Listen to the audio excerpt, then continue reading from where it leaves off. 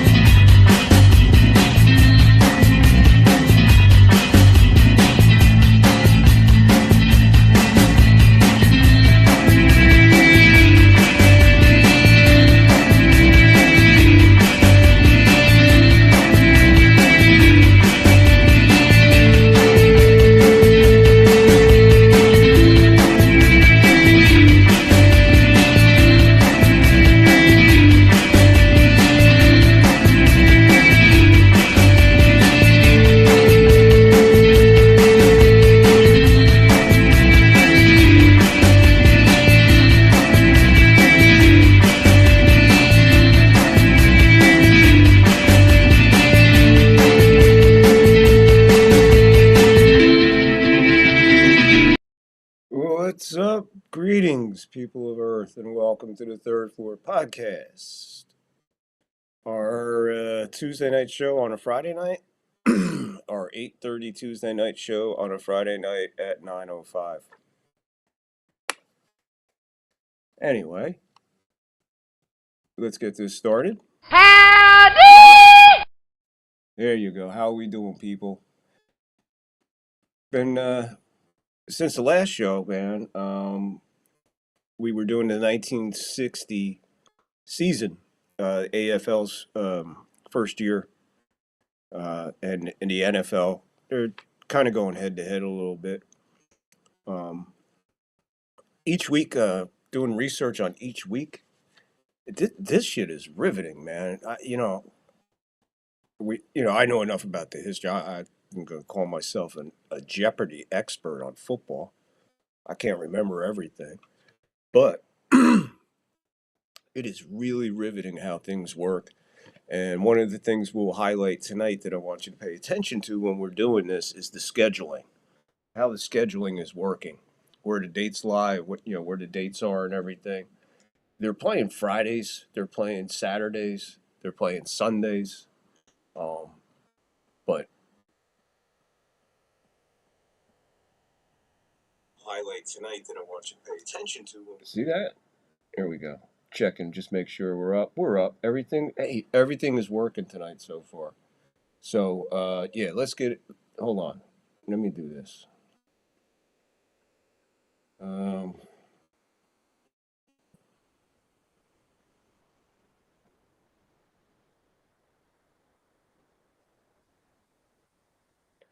There we go. We're live on YouTube. We're live on Rumble. We're live on X. Got all that? Okay, cool. So we know where we're at. You're on X. Cool. You're on Rumble. You know what to do. If you're on YouTube, you know what to do. If you're on YouTube, like, subscribe, share. Please hit the notify bell because you never know when we're going until we get this shit right with scheduling. Scheduling's whatever. But yeah, hit the like and subscribe, share, and the notify bell. Rumblers, like and follow, please. Appreciate you. Numbers are growing big time as always. YouTube, hey, thank you, YouTube. I guess my YouTube guys out there heard me. Numbers are starting to pick up. I appreciate that very, very much. Need you to go into the descriptions because that's where the sponsors for the show lie, and that's what keeps the show alive, and so do you. So if you can help out with the show, please get in that descriptions and yeah, get into the descriptions. And click the links. We got W in there, W Energy Drink. It's awesome for gamers. They got a lot of cool stuff. So if you're a gamer out there, hey, Rumble. I know there's a lot of gamers out here on Rumble. Get into it. Check it out. W Energy Drinks. Plenty to save. I just checked it today.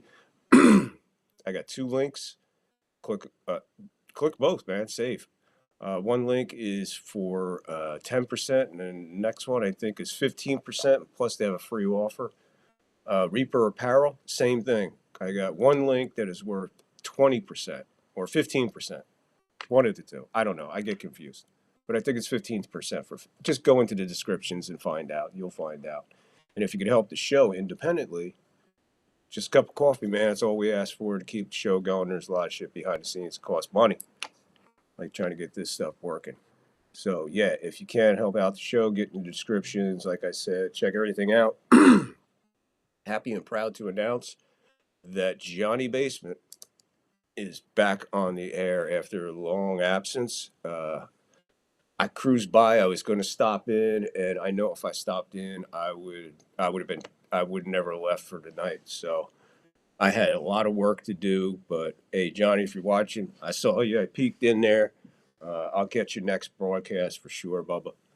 Great to see you back on the air, man. You look good. You look like you lost a little weight there, Johnny. So yeah, check out Johnny Basement. His link is in the descriptions too. All we ask is when you go over there, just be cool. You know, it's a chill spot. So, like I said, just go there with respect and dignity. And like we always say here, you can motherfuck all you want. We really don't care. Get in the live chat. Rumble, live chat's up. YouTube, chat's up. So get in there tonight. Let's get interactive a little bit and move it along. Yeah, things are good. Excuse me. Things are good. The numbers are good. So shit's looking good. But we still need help. We still need help to continue. Just because we're doing good, that's because we're getting a little bit of help as it's trickling in and doing that, and we really appreciate it. So keep it coming. Check out the descriptions for the sponsors of the show, and also the links for Cash App and PayPal. If you can help us out, we really, really appreciate it. Like I said, a cup of coffee. $2-3. What's a cup of coffee plus a tip? $5. Whatever. Who knows? If you can, we really appreciate it.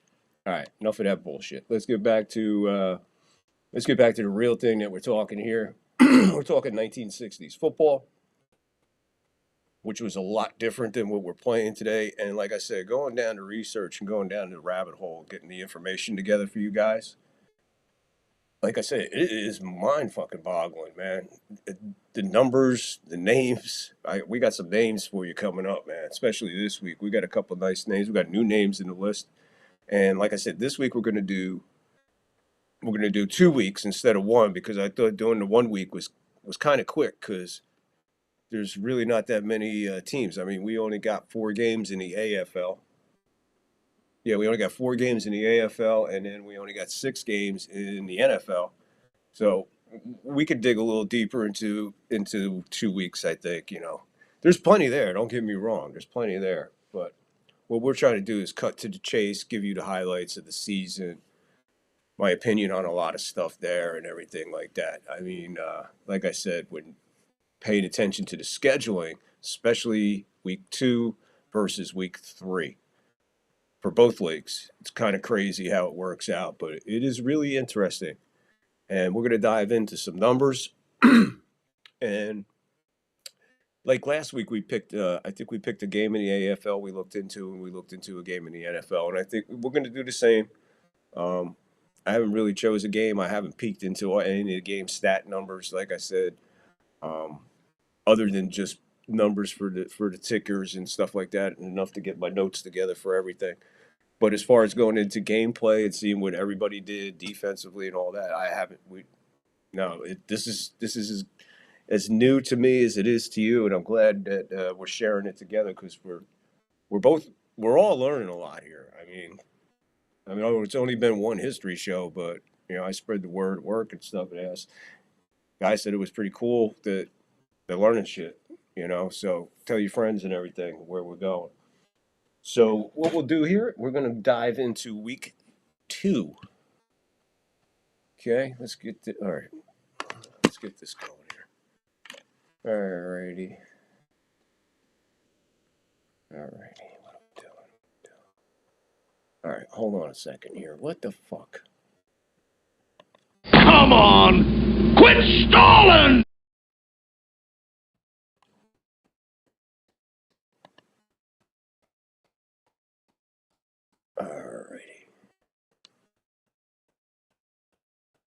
This is okay. Here we go. NFL Week 2. This is the NFL schedule of Week 2. NFL schedule Week 2 as it goes by there. And we got what we have is we have a Friday game, and then the rest of the games are all played on Sunday. The dates are all in there on the ticker as it goes by. Check it out. And yeah, just man, I got fucked up trying to get these fucking tickers straight. I mean, there's not, like I said, there's only 6 games, but I did week 3 first somehow, and then had to go back and do week 2. So just double checking, making sure everything matches up here. Who the Lions playing? Lions playing the Packers? There, boom. Okay, here we go. Week 2, September 30th, 1960.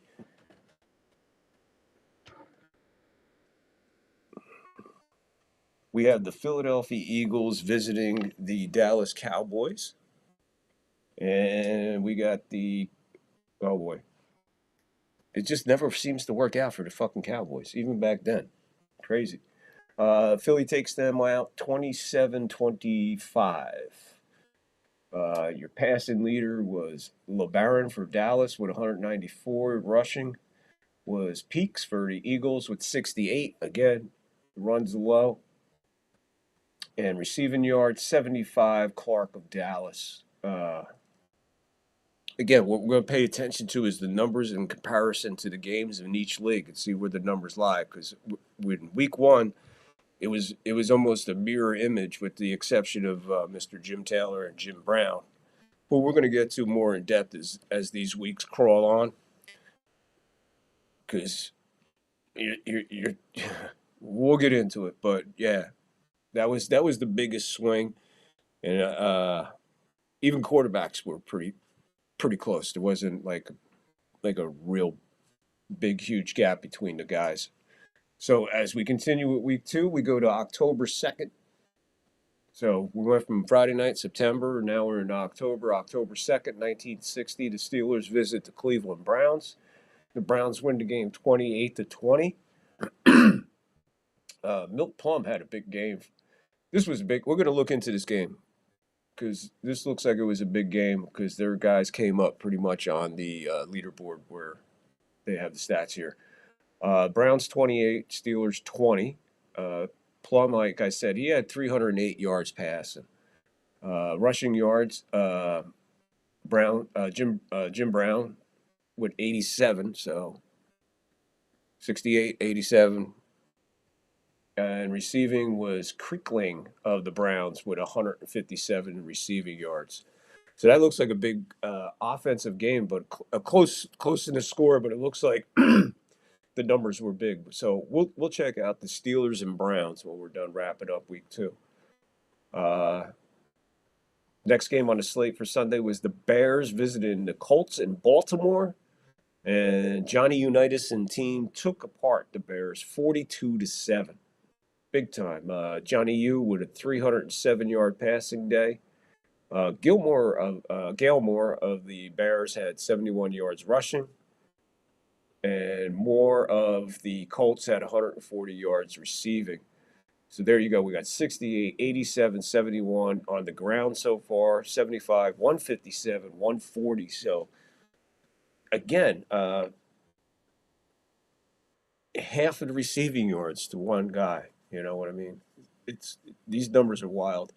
Next game on the slate, Giants go to St. Louis to play the Cardinals, and they beat up on the Cardinals 35-14. Shaw was the passing leader for the Giants with 240 yards. Triplet of the Giants, 56 yards rushing. And receiving yards was Rote of the Giants with 135. So we have 3 big receiving days so far and just a mediocre running the game. But that's how it was back then. You know, the explosiveness wasn't quite there yet, but it gets there. There always seems to be at least one guy who busts loose rushing every week to highlight it. Last week we had 2 guys on the same team. That was insane. If you didn't see that one, go back to the first one, week 1, the first show of the NFL history. So the next game we got up is the Lions visiting the Packers in Green Bay. And the Packers put a shellacking on the Lions, 28-9. Nikowski for the Lions led passing with 203. Rushing yards was Taylor of the Packers with 151. There you go. There's your breakout. Taylor was your breakout of. Yeah, Jim Taylor was the breakout running back so far this week with 151 yards on the ground. And receiving was McGee for the Packers, 61. So they kind of reversed it, man. They went to the ground instead of the air in that game. And then the last game to wrap it up out there in San Francisco, the city by the bay, which I live by. I used to live in the city. Now I live on the other side of the bay in Berkeley. So the Rams go to the Niners, and this was a squeaky game here. Niners pull it out, 13-9. Y.A. Tittle of the 49ers, 161 yards in the air. Smith of the 49ers, 68 on the ground. And Owens of the 49ers, 87 receiving yards. So our big bust out was Jim Taylor for the Packers with 151 yards rushing. And it looks like our big dog in the air is going to be, by 1 yard, Milt Plum, 308 to Johnny Hughes, 307. And our big receiver was Creekling of the Browns with 157, which is pretty stout. I mean, he did that on 3 catches, 157 yards and a touchdown on 3 catches. Wow. Man, I guess when these guys aired it out, they aired it out, man. Just amazing, man.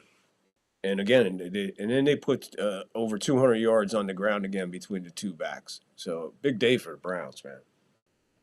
So there you have it. That's week 2 of the NFL. And now I'm going to switch over and go to week number 2 of the AFL.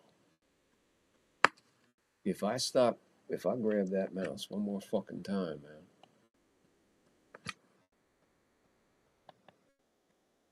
There we go. Switch that up. Put that over there.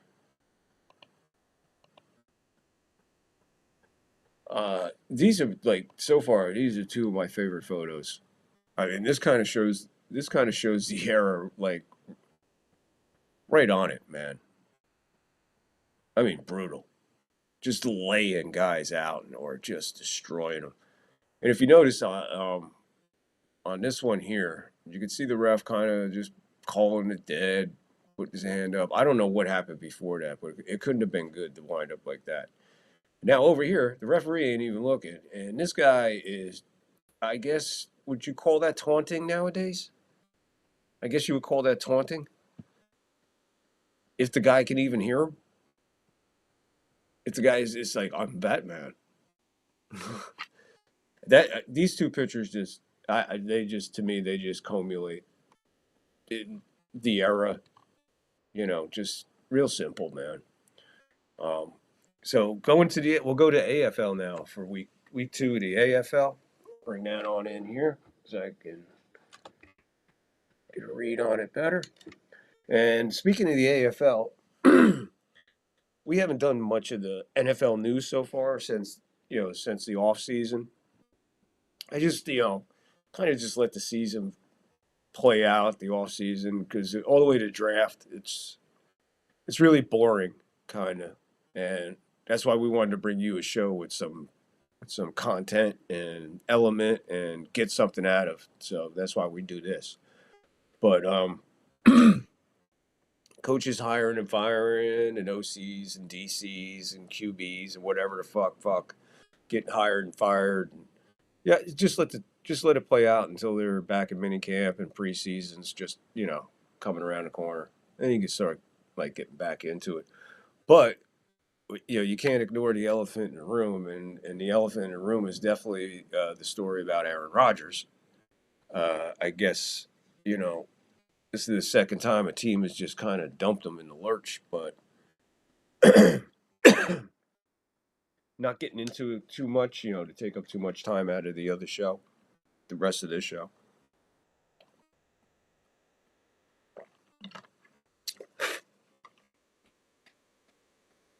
just feel that Aaron's Aaron, right?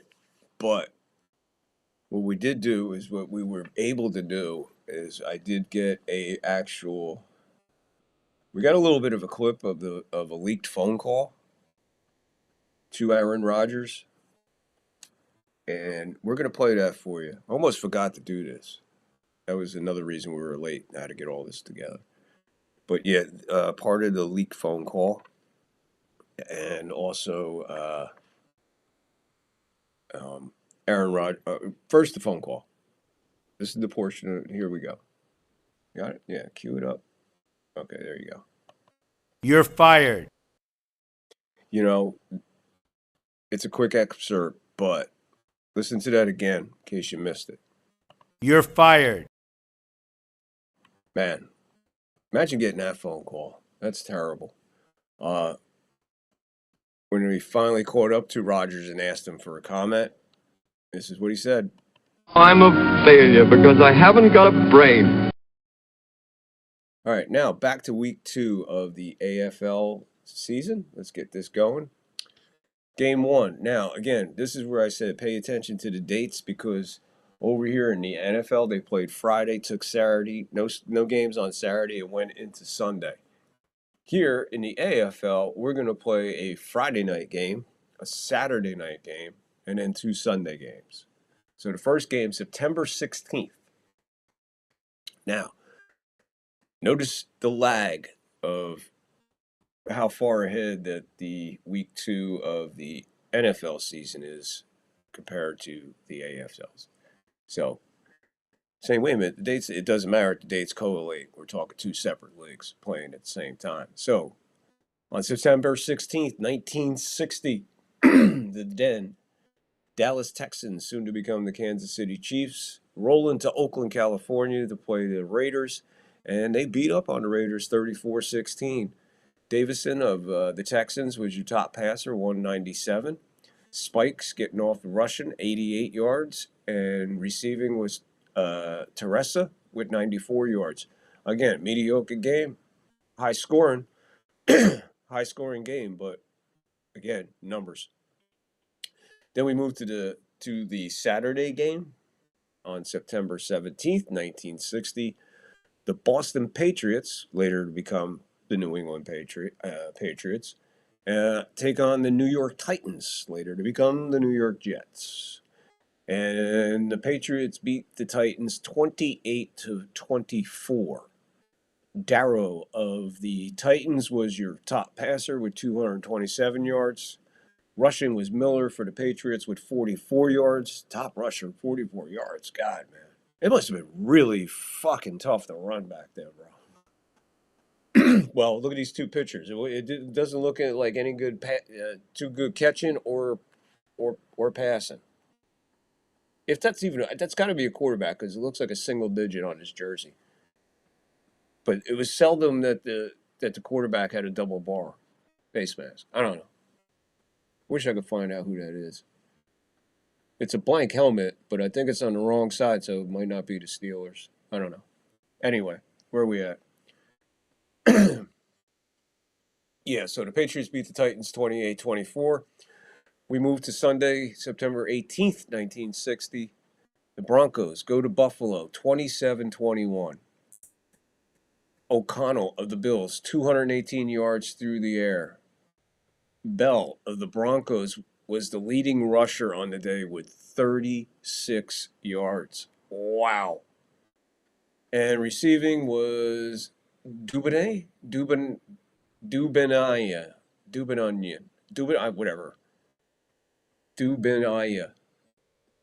of the Bills, 112 yards in the air. It's been a pretty good game. I mean, but again, the numbers, man, look at that rushing, man. There's it's not much fun passing either. I mean, that's not a lot of offense. Then the last game was Chargers going to Houston. Houston beating the Chargers, the Los Angeles Chargers at the time, later to go San Diego Chargers, and then back to LA. Houston Oilers, later to become the Tennessee Oilers, and then the Tennessee Titans. 38-28, Oilers over the Chargers. Jack Kemp led the passing for the Chargers with 337 yards. Boy, he had a big day. Rushing, Smith of Houston, 77 yards. So we didn't have a guy over 100 over here in the AFL. It was our best 88.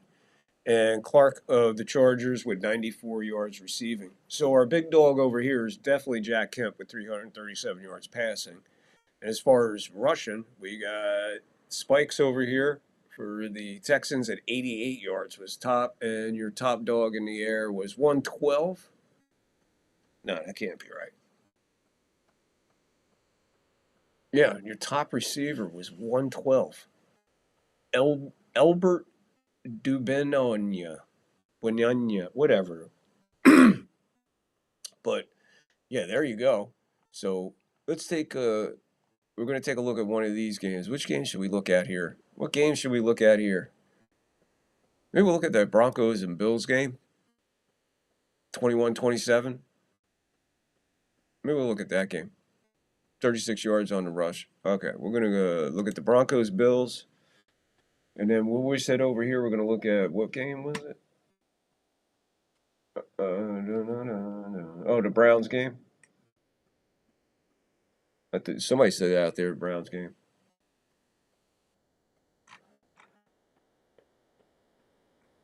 All right, there's the Browns game. Bring that up. Get that ready. Get rid of that ad. If I could figure out how to split this screen, I could bring this up and show you what I'm looking at. It'd be much more funner and a little bit, I don't know. We'll figure it out. We're still working on trying to figure out how to do this. So the two games we got that we're going to look at is Steelers-Browns, Broncos-Bills. Okay. So let's do this. Boom. All right. So, hey, if you're just getting here and you're just tuning in, get in the live chat, comment, rant, do all that fun stuff, get in the descriptions, check out the sponsors. Hey, if you could help us out, we really appreciate it. Again, check out the links in the descriptions. And get over to check out Johnny Basement and welcome him back on the air. Good to see him. All right. So, how we doing in the chat? Okay.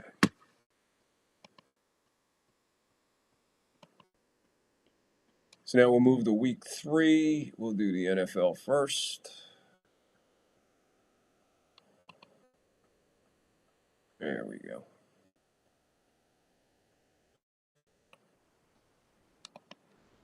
All right.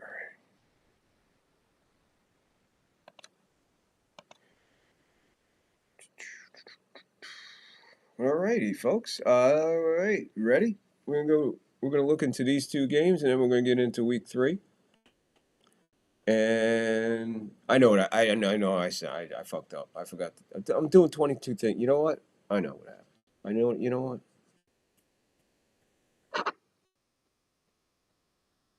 I'm trying to do too much at once. You better give up them cigarettes, buddy, or the groundhogs will be bringing you your mail. Know what I mean?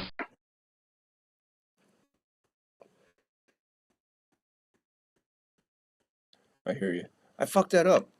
I hit the fuck it. Blew the joke. It's a good one though. Remember him? You better give up them cigarettes, buddy, or the groundhogs will be bringing you your mail. Know what I mean?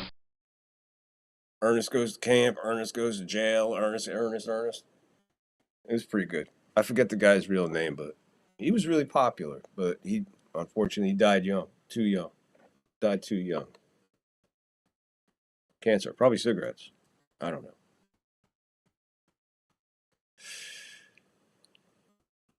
Anyway. All right. Pittsburgh Steelers at the Cleveland Browns. Browns 28. Steelers 20. Steelers dropped to 1-1. The Browns moved to 2-0. In the first quarter, let's see what happened in the first quarter here. In your first quarter, there was one score in the first quarter. Milt Plum, a 1-yard rush. Sam Baker with the kick, 7-0 Cleveland. Move to the second quarter. We have Bobby Mitchell on a 5-yard rush. Sam Baker to kick. We're up 14-0. Later on in that same quarter, Creekling gets a 60-yard bomb from Milt Plum. Sam Baker to kick. We're up 21-0 at halftime. The Browns are up. Third quarter, the Steelers get on the board with a 40-yard pass from Bobby Lane to Tom Tracy, 40-yard pass. And Bobby Lane kicks his own extra point. That's pretty cool. Throw a pass, and you kick the extra point, too. George Blanda, same thing. We'll get to him, too. He shows up somewhere in here. I seen his name pop up somewhere during one. I think it's week 3 with the AFL, but we'll get to that. So that's the only scoring in the third quarter. It's 21-7 at the end of 3. We move to the fourth quarter. Tom Tracy with a 1-yard rush. They missed the extra point, I guess. Yeah, they don't say it missed, but it's 21-13. The Browns, Jim Brown, 2-yard rush. Sam Baker to kick, 28-13. And the Steelers get a late 3-yard pass from Bobby Lane to Buddy Dial. And Burt Rickenshire with the kick. 28-20. So apparently Bobby Lane kicked the first extra point. I don't know what happened in the second extra point. And then they replaced him with Burt Rickenshire. Okay, the game is obviously outdoors, played obviously on grass. It was 55 degrees, 78% humidity. The wind was 15. And the Vegas line, you got it, 7.5. That fuckers, they fucking covered. I wish there was a way to see these old fucking things before I do this. Maybe we could try to make some picks. That'd be cool. But there you go, the breakdown. Cleveland Browns being led, of course, by Paul Brown, the owner and head coach. And it was played in Cleveland Municipal Stadium. And Buddy Parker was the head coach at that time of the Steelers. He was, I forget what number he was. He had to be like the second one. I think this cat here, Buddy Parker. I'm pretty sure he is the guy just before they get Chuck Noll and just become a juggernaut. Usually it gives you the attendance, but I don't see no attendance on here. Here we go. Team stats. First downs. Pittsburgh had 18 first downs. Cleveland 17. Pittsburgh no sacks. Cleveland minus 12 yards. Total yards. Cleveland 428. Steelers 406. Steelers fumbled once and lost it and had an interception. So they had 2 turnovers. Cleveland didn't turn it over. And penalties were Pittsburgh 2 for 27 yards and Cleveland 2 for 18 yards. So they must have been close from down in, half the distance or something like that. But, yeah, they don't have the attendance. So, what was that? Okay. So there you go. Pittsburgh Steelers and Cleveland Browns.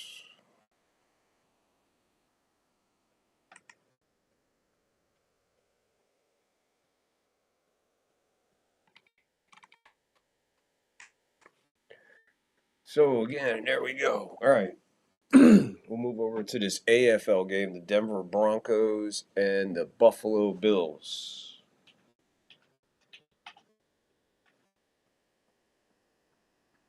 Okay, Rumble, YouTube, live chat, it's up, comment, do something. Let me know who you are, where you're at. How much is gas where you're at? How much is gas prices where you're at? I know, that's That's a pretty cool question to ask in the middle of a fucking football history lesson, right? Anyway, let's move to this Denver Bronco Buffalo Bill game. Broncos 27, 20, Bills 21. Broncos moved to 2-0, and the Bills dropped to 0-2. The Buffalo Bills are led by Buster Ramsey, and the Denver Broncos are run by Frank Vilchok. Game is on Sunday, September 18th, like I said, at War Memorial Stadium in Buffalo, New York, or just on the outskirts. Not too sure, but somewhere in there. There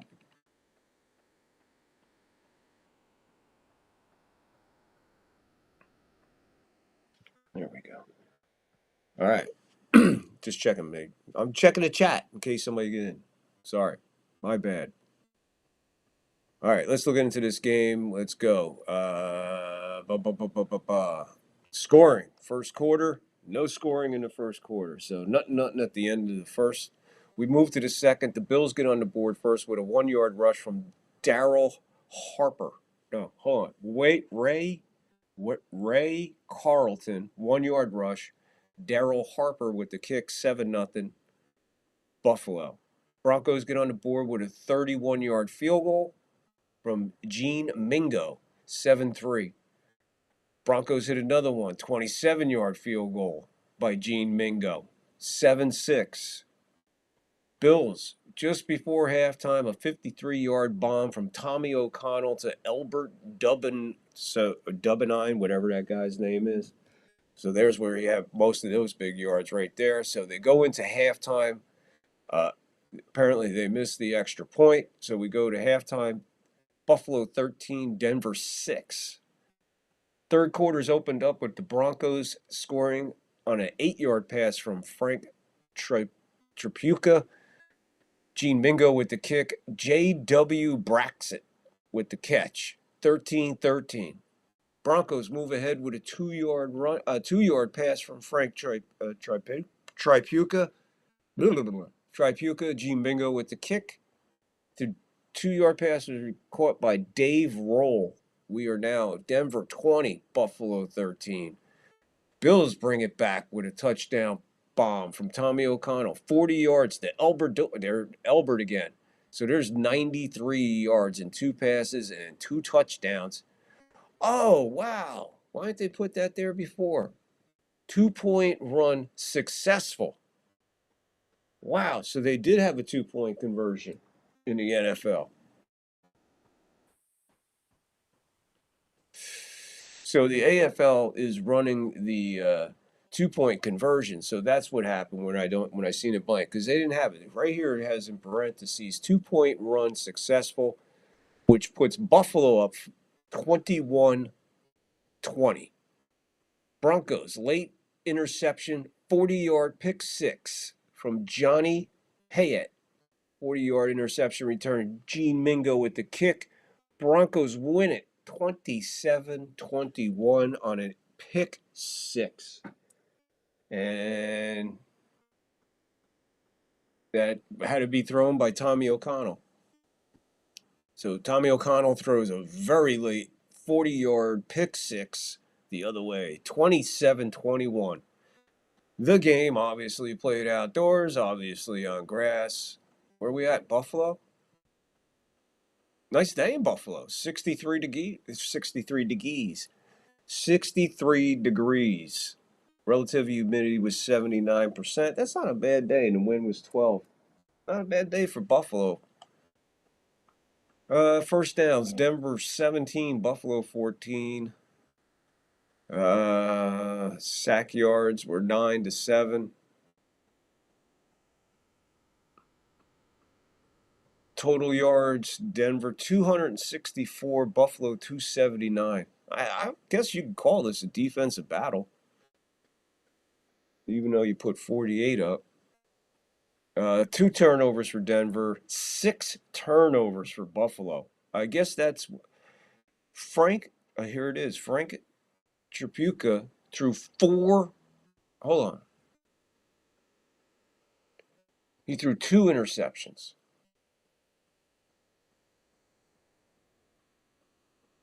No, that's for Denver. My bad. Hold on. Tommy O'Connell. There we are. Here we are. Yeah, it's in the thing too. I forgot. Tommy O'Connell had a real bad day. 13 for 28, 218 yards, 2 touchdown passes, five interceptions. And the one cat, that's right, that cat picked him off 4 times in that game. I forgot that's the game. I knew that stat seemed familiar. Yeah, so he had 5 interceptions. He wasn't sacked. His longest was 56. His rating was a 78.1. He had 1 rushing attempt for 1 yard. So he had a rough day, the way I see it. So there you go. We picked the game out there in week number 2. So we're going to move to week 3. Now where I'm at, week 3. Which one do I have up there? Week 3. The NFL week 3 has been running up there. I'm sure you got most of that, but let's break it down. Let's go over here. Get back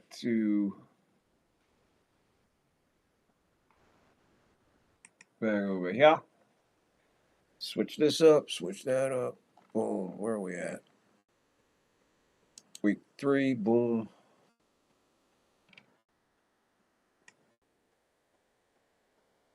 I think there's a board that I can do this, or I can figure it out for the keyboards instead of having to click, click, click. I feel like I'm playing bingo sometimes. All right, there we go. Week 3 AFL. Fucking ads, man. What the fuck? They know you don't watch the fucking ads, and they put the X there anyway. Why put the fucking ad on? That guy's slowly becoming one of my favorite right there. I don't know where it's at on the screen if you're seeing it or not, but John David Crow, running back for the Cardinals, which I misspelled, the Cardinals. I proofread, man, but I'm stoned when I proofread. So I'm stoned when I put them in, so I don't know. Sorry about that. That's supposed to be an A and not an I. Glad I caught that. I'm sure you caught that. I got a lot of errors in the fucking thing. And I watch it, too, because I time them. I read them to proofread them while I have a timer going. Never mind. Okay, here we go. This is where the schedule gets a little crazy, folks, so pay attention here. The NFL moves to Sunday. Every game. All 6 games are played on Sunday, October the 9th, 1960. We lead off with the Rams at the Bears. The Bears beat the Rams 34-27. Brown is your leading passer for the Bears with 333 yards in the air. Karras of the Bears with 78 yards on the ground. Morris of the Bears, 124 yards receiving. Pretty big game there. 333. That's one of the biggest ones we've had so far. We move to the Niners visiting Detroit Lions. Niners over the Lions, 14-10 in a close battle. Nowinski is your leading passer for the Lions, 135. Smith of the 49ers leads all rushers, 36 yards. So when we're looking at again, so we remember in week 2, all those numbers of the rushers, with the exception of one, were all comparable. The passing yards receiving, all comparable. They were all pretty close to each other, even in passing yards. So the league, you could see how they're kind of already establishing themselves as a proven economy. They're also proving themselves as something to pay attention to and also a threat. The next game is the Colts go to Green Bay. The Johnny U game. The Colts, Packers, 35-21. Packers over the Colts. Johnny U, 216 in the air, 85 on the ground for Johnny U, and Berry, 85 passing. So Johnny Unitas was on the move with his feet and his arm. This guy was absolutely fucking amazing, incredible. He is the reason that when I played softball, I wore high tops. I wore black high tops because Johnny U wore black high tops in the 60s. The only NFL player, I think, ever from I don't think anybody wears high tops in the NFL. I really don't, because everything's taped up. But Johnny U, no taped ankles, high tops. When you see his picture come up and somebody in the opening or something, if his feet are there, pay attention. Look at the black high tops with the white uniforms. Johnny U was something special. And like I said, to honor Johnny U as one of my childhood heroes and idols, I wore black high tops while playing softball. Boom. Which brings us to the Cardinals visiting the Eagles. The Eagles over the Cardinals 31-27. These games are all played October 9th, 1960. Van Brocklin and the Eagles, 199 in the air. My man, John David Crow, running back, St. Louis Cardinals. Cardinals, not the Cardinals. Cardinals. John David Crow, the Cardinals, 134 yards rushing. There you go. There's your 100-yard guy so far. Crow, 134 on the ground. And Razlov of the Eagles, 132 yards receiving. So he had a pretty big game. Especially if Van Brocklin only threw for 199 and this cat caught and was responsible for 132 of them. We might let's see if we got the numbers on this dude in this game. Hold on a second. Now they got me curious because I just caught that. I don't know I'm sure somebody caught that out there, but 199 and this guy got 132 of them. 7 catches, 2 touchdowns for Pete Retzloff. And Jimmy Doran of the Redskins, he had 7 catches for 134 yards. So, wow. I'm looking at these. All right, I'm looking at the top receivers for Week 3. Jim Doran of the Cowboys, 7 for 134. Our boy here, Pete Retzloff of the Eagles, 7 catches, 132, 2 touchdowns. The next guy below him is Johnny Moores of the Bears, and he had 3 catches for 124 yards and 2 touchdowns.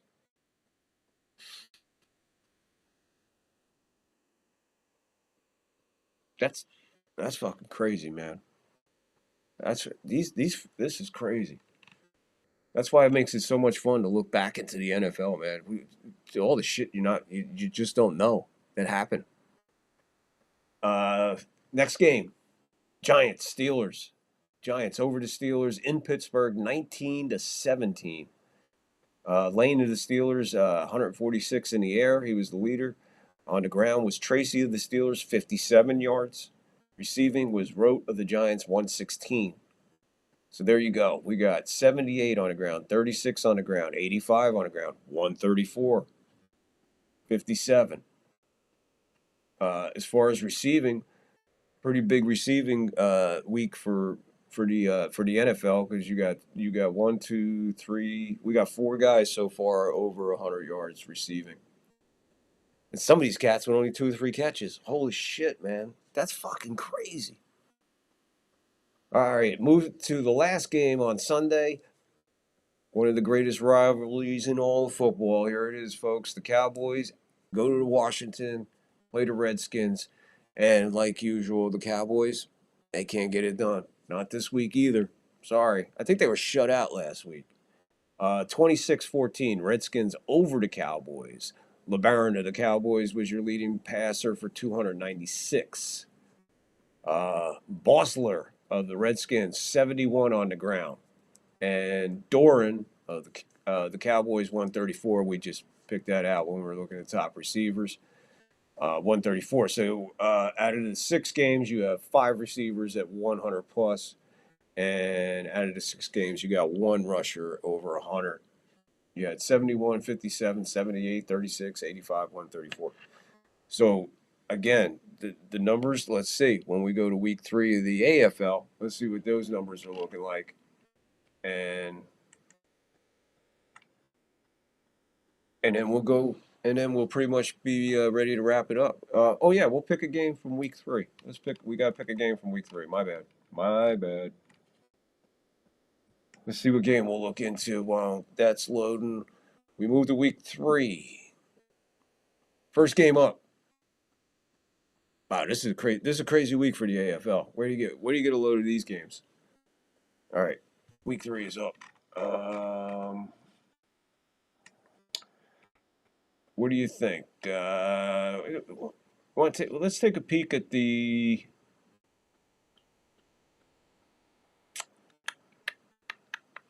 Let's take a look at that. Why not? Colts Packers, another great rivalry.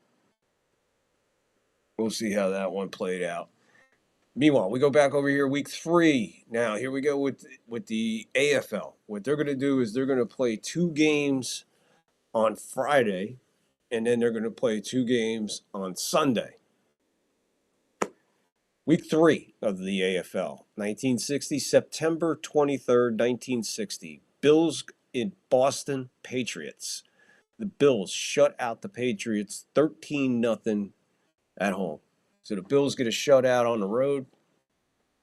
O'Connell of the Bills, 131 through the air. Christie of the Patriots, 93 yards rushing. And Smith of Buffalo, 58 in the air, 58 yards receiving. Yeah. Seems like a little bit of a defensive game there. The second game that day was the Denver Broncos playing the New York Titans, later to become the New York Jets. And the Broncos are taken down. The Jets win the game 28-24. Tripucka for the Broncos, another big week for Tripucka, 214 yards in the air. Roll the Broncos, 73 yards on the ground. And Taylor of the Broncos, 125 in the air. So here we go. So far, rushing numbers are still kind of there. In passing, we have 1 receiver over 25. Now we move to Sunday, September 25th, 1960. Chargers go to the Dallas Texans, later to become the Kansas City pain-in-the-ass Chiefs. Well, the Texans knock off. They're doing better than the Cowboys. The Texans knock off the Chargers 17-0. They get a goose egg. So far, out of the 4 games, we have 2 shutouts and 1 4-point game, 1 score game. Well, yeah, it's a score game. Need a touchdown. So, yeah, Chargers on the road get the shutout. Chargers shut out on the road by the Texans, 17-0. Davidson for the Texans is your leading passer, 167. Ferguson, your leading rusher for 93 yards. So we get 2 guys with 93. And Boydston of the Texans, 52 yards receiving. That looks like another defensive game, probably. So far we got 58 in the air, 125 in the air, 52 in the air. And on the ground we have 93, 73, and 93. The last game on the slate for that Sunday, September 25th, 1960, is the Oakland Raiders at the Houston Oilers. And this one looks like a barn burner, fellas. 14-13, Raiders over the Oilers. Your leading passer was George Blanda of the Houston Oilers at the time, 222 yards. Smith of the Oilers, 75 yards on the ground. Carson of the Oilers, 98 receiving yards. So there you go. I would say, aside from the barrage of 100-yard receivers, just a good day. But as far as we go, the scores, the competition, the rushing yards, passing yards for the quarterbacks, they're all right there. We're looking at 131, 214, 167, 222. These are pretty good numbers. So they're definitely playing football at a high level in the AFL. 3 weeks in, they're proving their point, and heads are starting to turn. And they're starting to get some recognition probably right around this time. So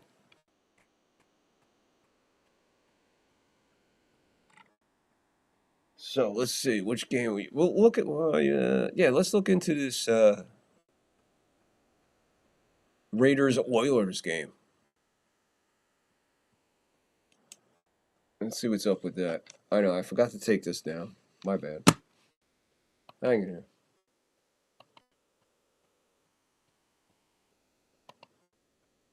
There we go. There's the AFLs. We can't rip off the AFL. They need their time to. So while we're waiting for that, I'm just waiting for this to load. Get the ads out of here. There we go. Oakland Raiders, Houston Oilers, Baltimore Colts, Green Bay Packers. All right. So how's the chat doing? Nobody's in the chat yet? Come on. Hey, if you're on Rumble, like, follow, get in the live chat, rant, rave, whatever you got to do. Tell me where you're at, where you're listening from, what's the gas prices like, and all that other happy horse shit. So if you're there on Rumble, man, let's know it. If you're on YouTube, same thing on YouTube, people. Get in the live chat. So far we ran down week 2 and week 3 of the 1960 season. Come on, chat. If you're here and you get in the chat, let me know who you are, or you have to look at her for a while. You have to look at old saggy tits over here.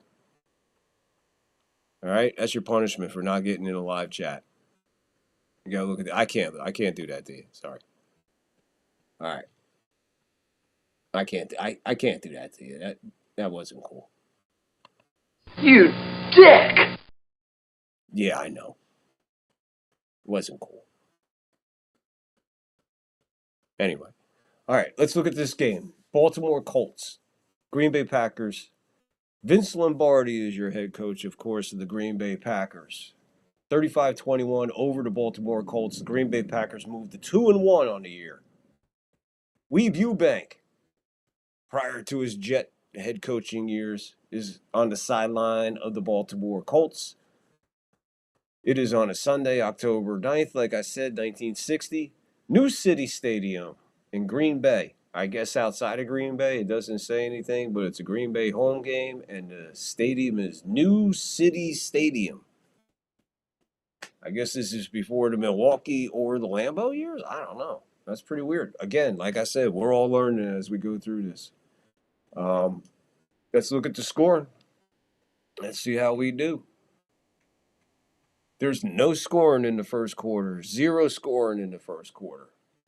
So we move to the second quarter. The Packers get on the board first with Jim Taylor with 12-yard rush. Paul Hornung with the kick. Green Bay 7-0. Colts get right back at it with Alan Amici with a 12-yard rush. Steve Myra. And we're tied 7-7 at halftime. Third quarter.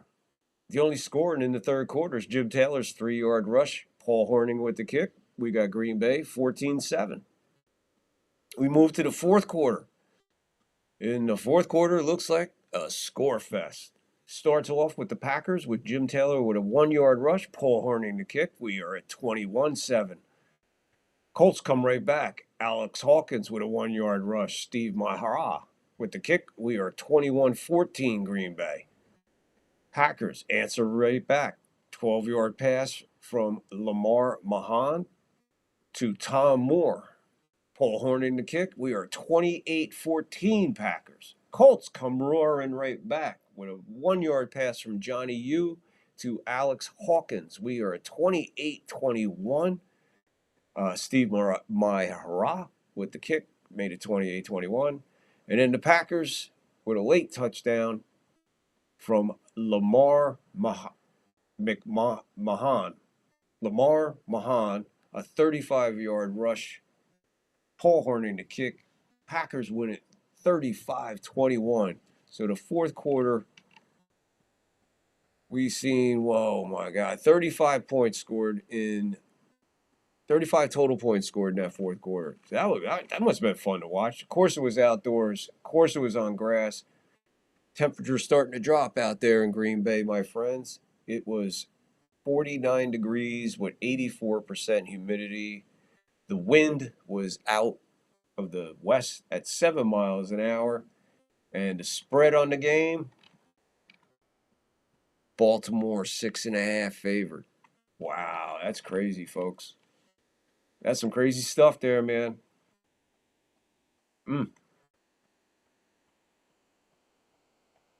That's crazy. So, like I said, we're learning as we're going. Let's see what else we got here for you. We got to go into this Oakland Raider Houston Oiler game, which was looks like a barn burner, man. Looks like it was a barn burner for sure.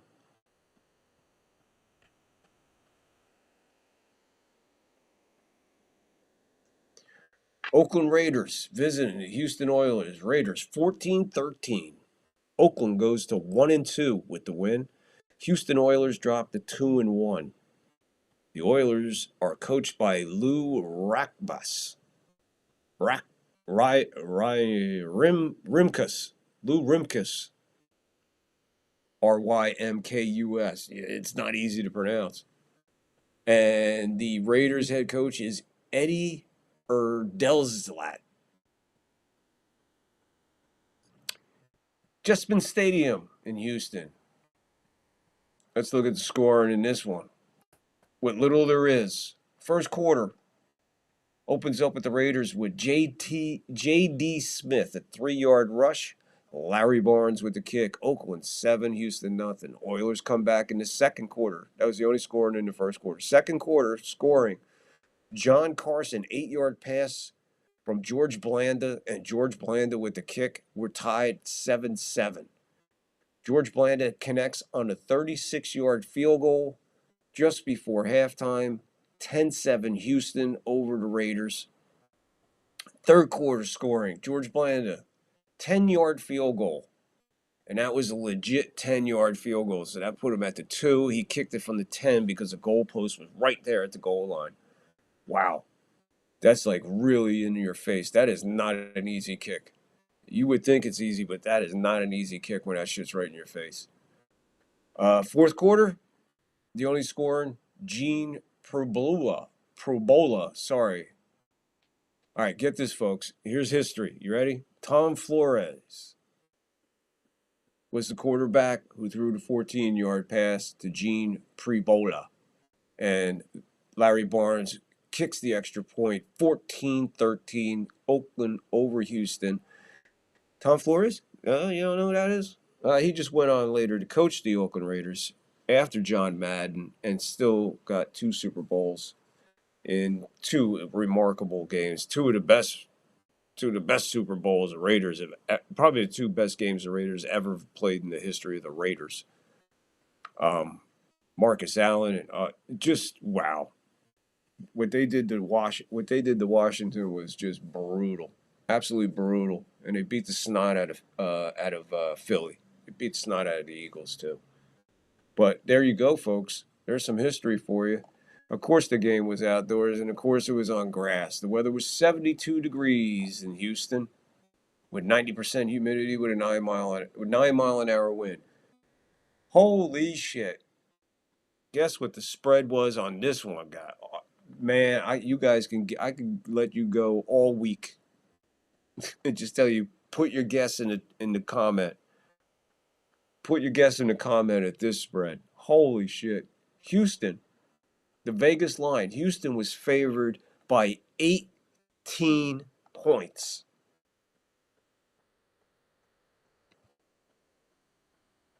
Wow. They were an 18-point favorite and lost by 1. Wow, man. That is crazy stuff, my friends. That is crazy stuff, my friends. So there you go. There's week 2 and week 3. All in a nutshell, my friends. So I hope you're digging it, man. There's a lot of work that goes involved. There's a lot of work that gets involved in this stuff. So we do the best we can. We bring it the best we can. We do what we got to do. And we continue to keep doing it. And we're going to keep doing it until we get the connection that we're looking for. Right now, we got an awesome connection with the audience. I love you guys. You guys are awesome.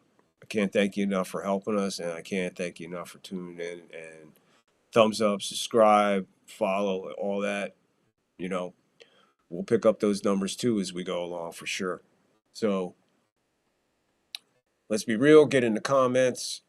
You're watching the show on replay, man. Get in the comments. We check everything. We reply to everything. Go into links for the website. Go to our website. Check our website out. Go into links. We got our X account there. You click on that for that. Whatever. Rumble, the follow, the like. YouTube, follow, like, subscribe, hit the bell, and all that other happy horse shit. So there you have it. I mean, again, like I was saying, when you start looking and comparing the numbers from week to week, game to game, player to player, we're falling into a very comparable and very unique situation here. Because do remember, this is 1960. This is the AFL's first go at it, man. What kind of attention are they going to draw to themselves? What are they going to be like? How effective are they going to be? You know, there's so many questions going into this, and a lot of guys with a lot of money invested. You know, it may not seem like big money today that what they're possible, you know, what we're talking about back then, but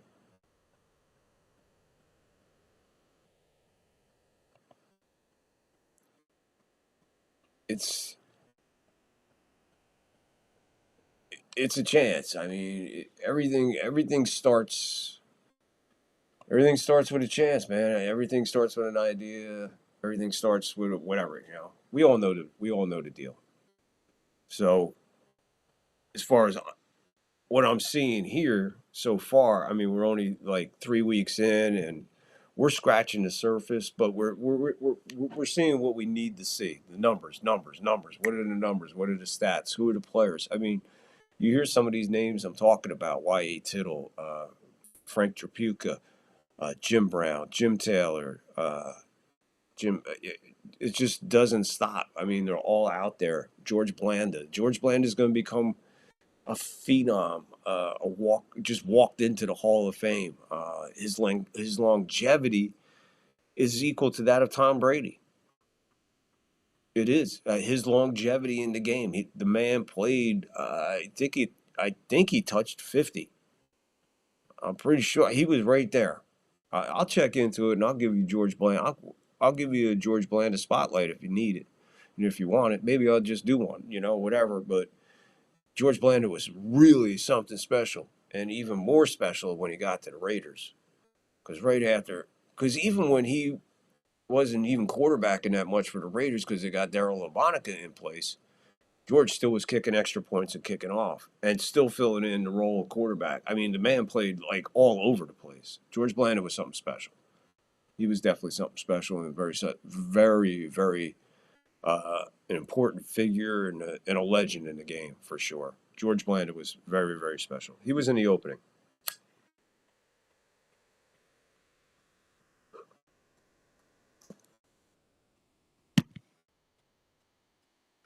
Yeah, he was in the opening there. A lot of the legends. You know, I try to get all the legends in there, but I try to capture the era. Like I said, through the pictures. You know,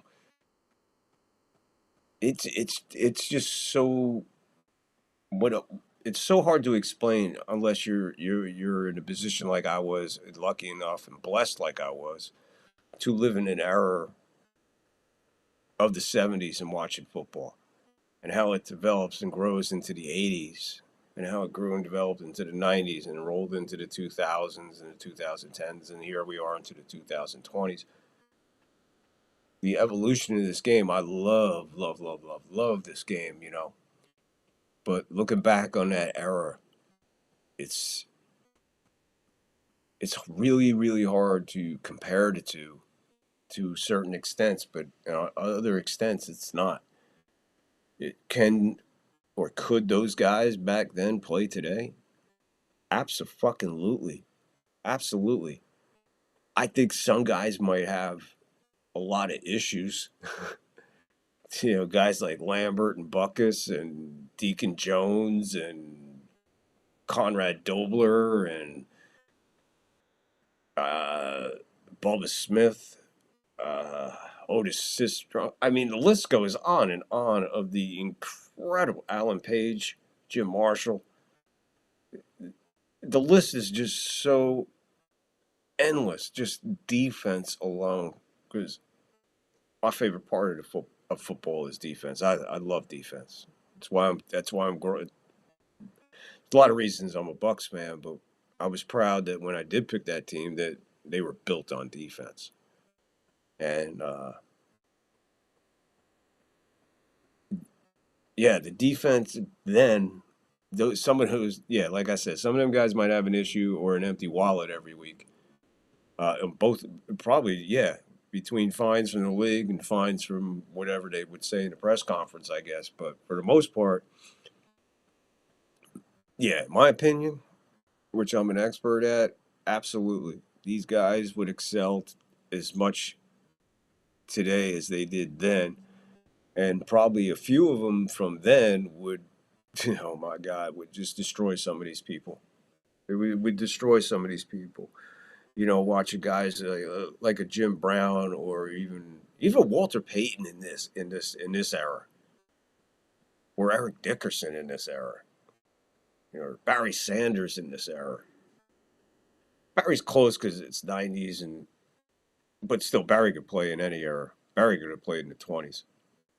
But fact being, the evolution of the game, it was built on, like I said, mostly built on defenses and a running game.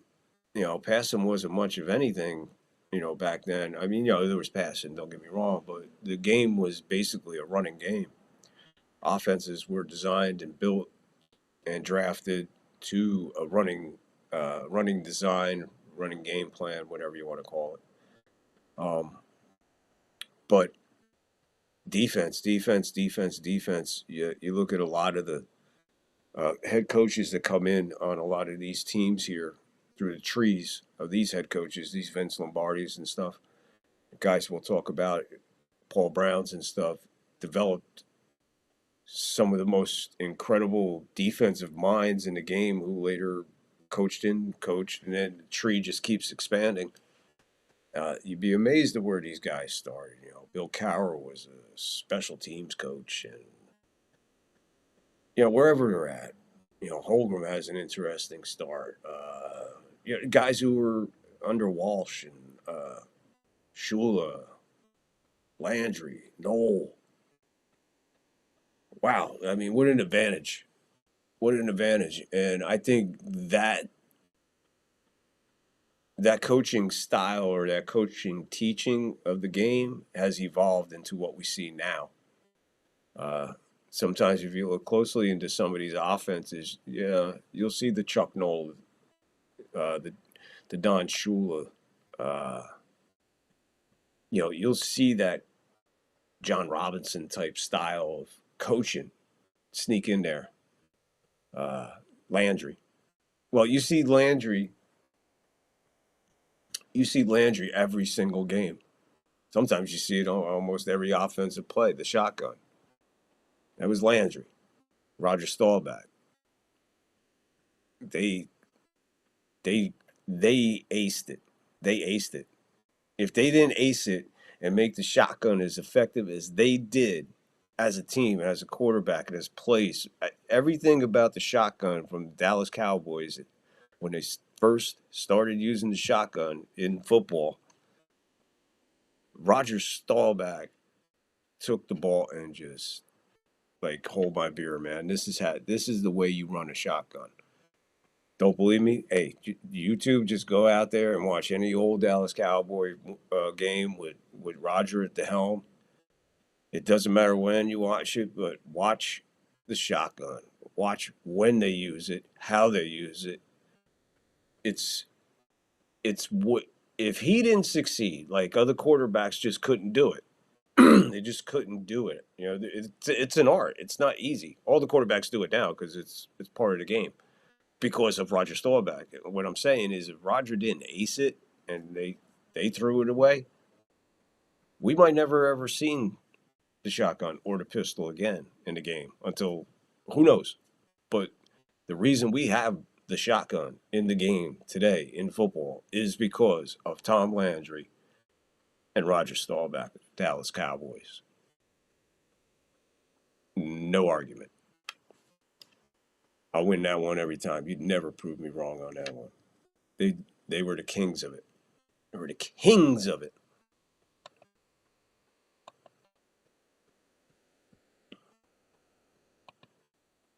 Yeesh.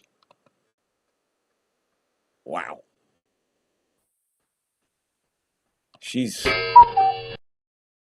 Yeah, she is. So, all right. So there you go. Got my little rant out. Got everything going.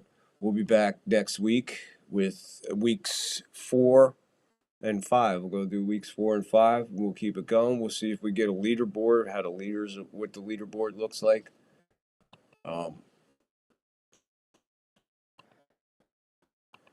Yeah, we'll see what the leaderboard looks like. Try to get that a little bit together. Again, we'll break it all down. We'll look at the leaders. We'll talk about it. We'll keep an eye on the comparison of the two. I don't see any kind of change coming. I think it's just going to stay flat across the board as we're seeing. Maybe a highlight. I think in the NFL we'll see a little bit more of the running numbers higher. That's just because of Taylor and Brown of the Browns. They're just going to tip the scale the other way. I mean, they're elite. They're totally elite. Don't get me wrong. There's still guys that can run in the AFL and other guys that can run in the NFL, but they ain't Jim Brown, my friend. They're just not. But some of them are close, so we'll put it to you that way. Yeah, we'll be back next week, and like I said, we'll do week 4 and 5 and check into it, see how things are going, and if anything big happens, we'll come back and we'll talk about it, I guess. But for the most part, what we like to do is just, we just want to bring you the best we can and keep it going. We do have other show ideas, like I told you, so just keep an eye on us. We can switch gears at any time. Like I said, a lot of hard work, and we need your help. So get in the descriptions, help our sponsors, and help us out. Cup of coffee, man. That's all it is. $2-3 plus a tip. Bam. Every little bit helps, and we appreciate it. We appreciate you. We appreciate you, Rumble. Rumble is coming on strong, people. So, YouTubers, if you're ready to come over, get in my description. Use my referral link. I got a referral link in there for Rumble. Look, dude, just check out Rumble, man. You can't go wrong. There's something there for us all. All right, you can always flash back on YouTube, but if you want some really, really good programming content, creators and stuff, they're right here on Rumble, man. All right, so come on over and check us out because we're growing, man. And sooner or later, I'll be number 1 in fucking sports on this fucking Rumble. I'm telling you, I'm gonna somehow I'll do it. One way or another, I'll fucking figure a way out, and I'll nail this shit down for sure. But yeah, we got a lot of work ahead of us. And like I said, please, if you can help the show out, we would appreciate it. And yeah, we'll see you next week with NFL history, 1960 season, the AFL, NFL, the AFL's first year. We'll rock it up and we'll roll it. And speaking of that, like I said, go to the website. There's other links at the website for my Spotify because I got shows on Spotify from my audio days. Go check them out. Also, while you're there, check out my playlist. There is over, I don't know, I think I'm up to almost 400. I think I'm up to almost like 400.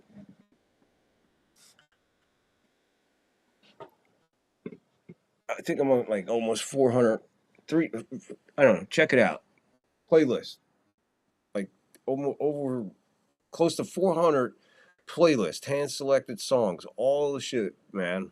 All the shit is hand selected and hand title everything. So go check it out. Check out the website for sure, please. And get in there and go to the links page. Go there, just check it out. You'll be there for a little while checking out all the articles and stuff. Got a lot there on the website. Check out the sponsors and the descriptions and all that other happy horse shit. Until next time, yeah, we're going to get out of here. Yeah, I'll tell you what we'll do. We'll share one more hit with you before we hit the road, because we always got rules when we come up here on the 3rd floor. Remember, gotta bowl up, bong up, and then beam up. That's how we do it.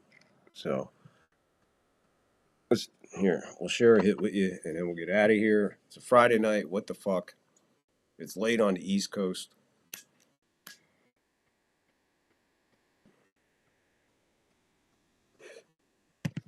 I'm sure some of my old buddies are just getting home. So, folks, remember, when you come up to the 3rd floor, always remember to bowl up, bong up, and then beam on up to the 3rd floor. We'll be up here hanging out, waiting for you, so you can come hang out with us while we chill in time and space. Peace, peace.